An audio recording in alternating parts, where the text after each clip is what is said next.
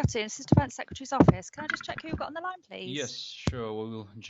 We are on the line. Do you hear me?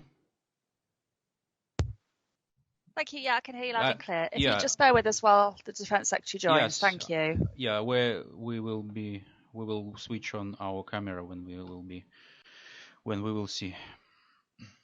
Understood. No problem. Thank you. Hello. Hello. How are you there? I'm fine. I'm in Poland. Oh, okay. Yes, I know. So, dear Secretary, how are you? I'm good.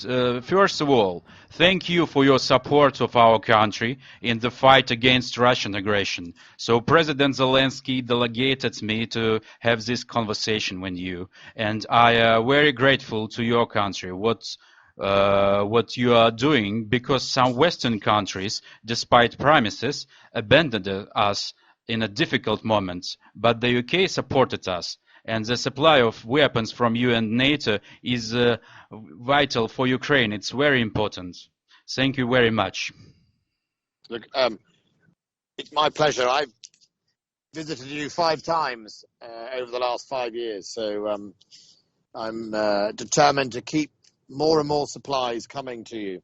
Well, I understand that you are probably fed up with this question, but I would like to ask, how else can the UK support us in this difficult time for you?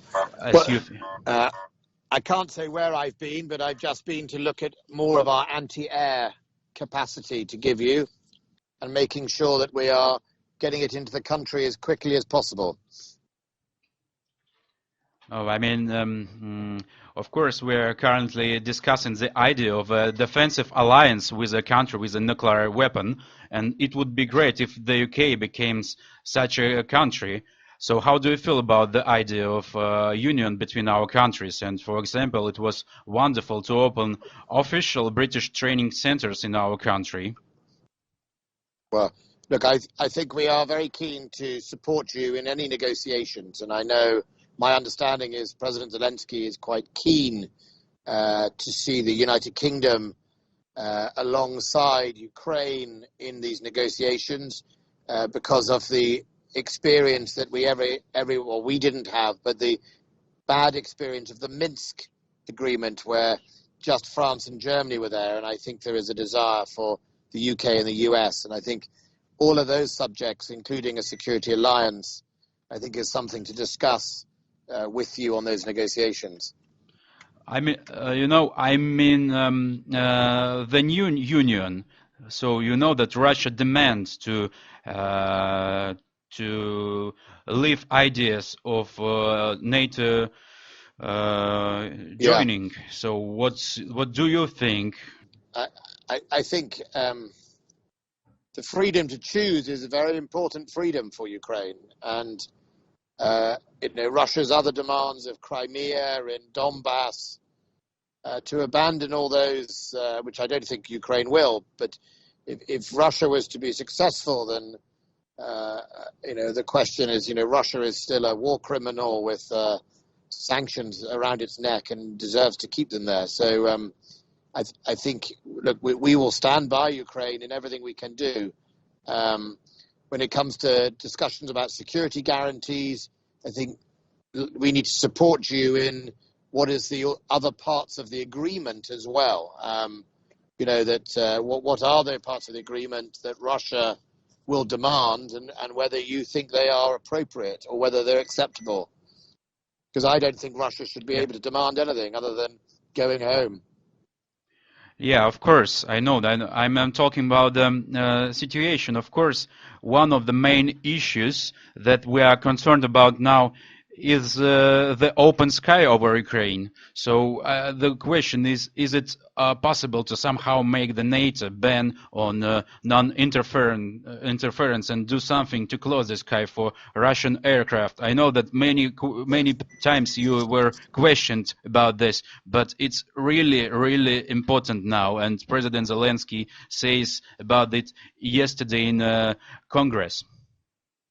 So look, two things. I've just been looking at our new anti-air missile that we're sending you, which is better than Stinger. It'll work at night. It's a very, very fast missile, and it will help close the skies to Russian aircraft. Yes. I think what I would like to understand from Ukraine is, given that Russia has overwhelming amounts of artillery and missiles, and one of the few areas that Ukraine has a military ability to hit those missiles and artillery is using air and Bayraktar 2s, how would you deal with not being able to fly? Because a no-fly zone would be for both sides. Mr. Prime Minister, could I ask you a question, if I may? Yes. Your constitution currently has the application or the NATO obligation in it. I understand if President Zelensky, and I heard what he said about neutrality and or not joining NATO, do you think the Ukrainian people would support that? I really don't know now, because you know the situation after what Putin has done, it's pretty hard for us to change the constitution. So we have to see what we can do. Maybe it would be international agreement anyway, but it's a pretty hard situation.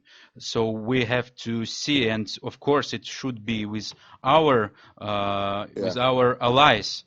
And also the question I would like to ask: could British warships come to Black Sea and help us? I mean, such regions like Odessa. Yeah. Right now, you mean in the war? Yes, I mean right now. So look, we are, as you know, we are not going to directly attack Russian ships or Russian airplanes. That's not at this stage will we be doing this. And as you know, that's a difficult thing for me to say. We will help you with a whole range of weapons that can deal with those, including potentially in the Black Sea. And if you know, remember last year we took HMS Defender past Crimea, and the Russians behaved illegally then. So look, I am considering more and more weapon systems to help in it. We will go into the Black Sea. I think we're due to go soon in the Black Sea. How close we go to Ukrainian waters, where the Russians currently have a blockade, I think we will be open to discussions about looking at that. I think the whole questions, Mr. Prime Minister, including the security dialogue or security guarantee, we are happy to look at all of them with you. So we're not going to rule anything out. I think what would be really good is to be able to discuss these with you. I have to speak to my Prime Minister and to be able to discuss it with you in Mr. President Zelensky's team, and we'd be very keen to find a way for one of our diplomats to engage with you on a permanent basis in the next few days and weeks. No, I mean, maybe on next stage we can fight together. Yeah. Oh, look, on the next stage, I hope we would always be keen to be with you in Ukraine. But I mean, yes, if a peace deal is there, we're not going.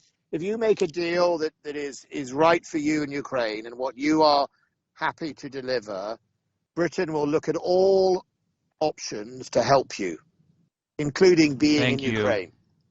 Right? Yes. I have troops in Poland. I have troops in Estonia. I have troops in Lithuania.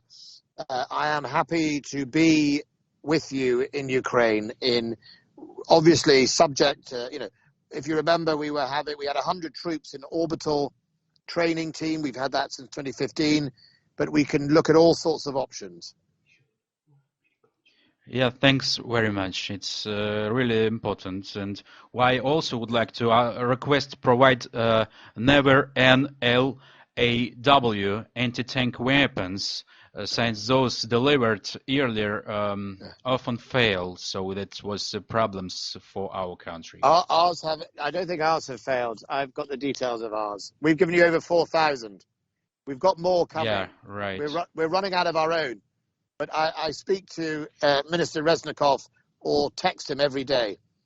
So we have a problem in bureaucracy at the moment, which is we had 2 routes into the country and the Ukrainian General Staff chose to push everything through one route. That has slowed down supplies into a part of your army that needs them.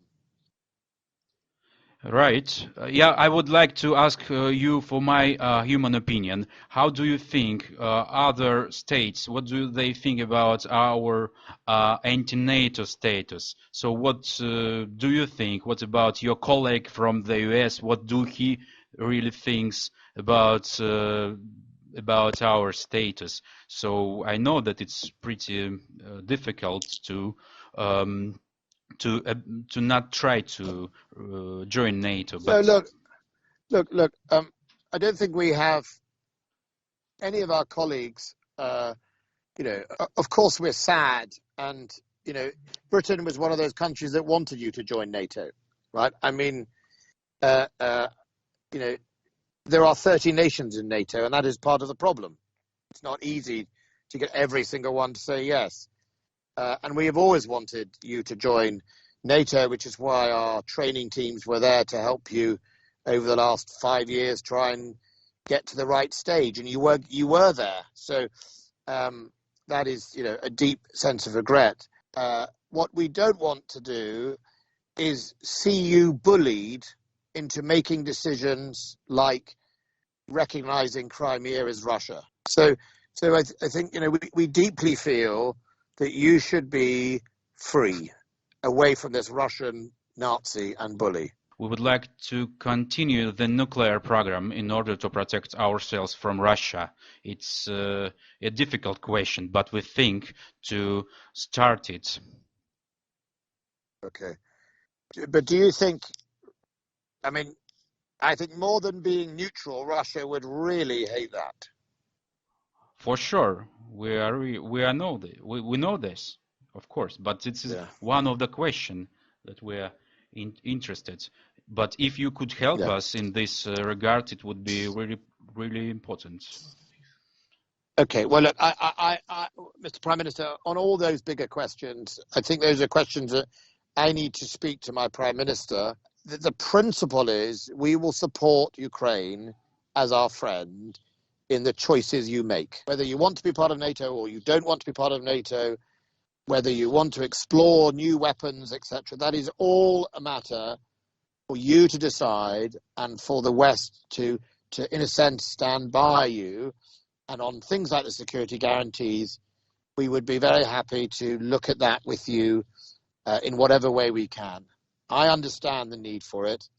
And we would like to be close to you in these negotiations for really two reasons. So we can provide our intelligence to you as much as possible to let you know what we think the Russians are thinking, and to just allow you all to be able to explore with us what you think is feasible. Right. Dear Secretary, in the proposals for a peace treaty, Russia wants us to reduce the army as well as the number of weapons. In this case, can we count on secret supplies of weapons for us, for example, to store it in Poland? So, Mr. Prime Minister, I understand what you're asking.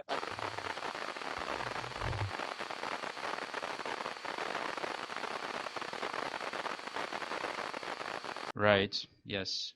Or maybe you could filter some volunteers that are coming to our country to fight against Russians. You know, many volunteers. And there are some more frequent cases when the British discredit our country in the eyes of the world. For example, Jake Pridey from Cardiff recently gave an interview that we have terrible conditions and we are deceiving everyone, and he managed to convince 20 more volunteers to refuse the contracts. This information undermines the morale of Ukrainians. Yeah, look, I'm not responsible for idiots that come and give interviews on media, I'm afraid. I can try and stop them, but if people, there are also no doubt people who have come to help you, who are perfectly happy to stand and fight alongside you. So, look, if some idiot from Cardiff decides to give an interview, he's probably an idiot. I think it's quite hard for me to in our free press, I can't control those people, but we're trying to discourage people coming who what we would call are Walter Mitties, people who are thrill seekers, who haven't really been in the army, probably failures rather than the army, but we'll see what we can do. Any proposals you talk about are something that the UK would discuss. On your acquisition of a nuclear, you think you want to explore a nuclear weapon, I think I would just be very careful about all of that. I think we are a signature to the Nuclear Proliferation Act. We can't be seen to be doing that. That is an entirely different issue. So I think you have to be very careful with that. I can say Slava Ukraini. Slava Ukraini, and to say to our heroes, Vavan and Lexus, it's our Ukrainian heroes, they bombed airplanes from Russian side. Vavan and Lexus. Okay. Slava Ukraini, Mr. Prime Minister. Slava, okay. Vavanu and Lexus. Slava, Vavan, okay. and Lexus. Okay. Hang on. Slava Ukraini, thank you for talking to me. Thank you very much. Bye. And Bye. yes.